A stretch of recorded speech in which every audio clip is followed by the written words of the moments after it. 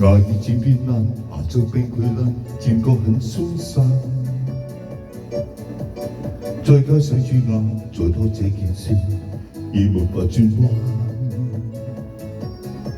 何故牙痛纏着我，纏着我，終於一天爆發。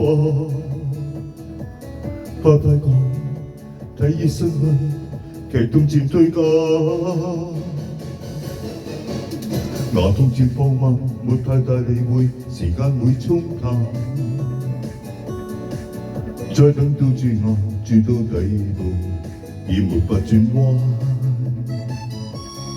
何故牙都蛀了，牙蟲真的有眼。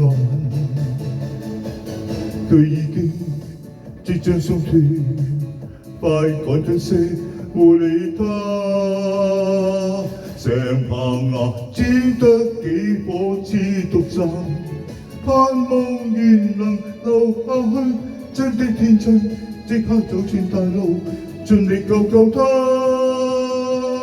但現在只可種到了下顎，雙惡未能剩下去。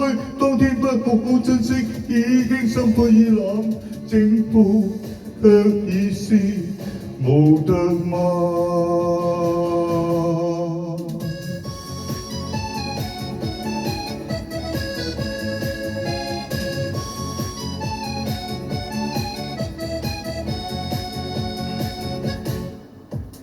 已決定種植，唔信已到極，後悔已很晚。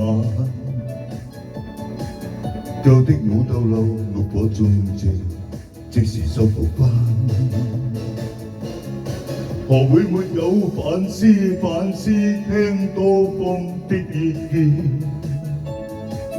太過於草率，匆匆去，太趕緊些，便拍板。明白是今番不去已是晚，不知拖到年月去，相約醫生，心中充滿問號，獨自闖此關。躺病床孤單的我似受難，現在麻藥逐漸散，身體的呼吸急促，已經感覺到痛啦，早晚刺痛了入我心間，還原像剛剛走趟了地獄，不知何時才漸散，孤單空虛，終於走出絕望。當回到此間，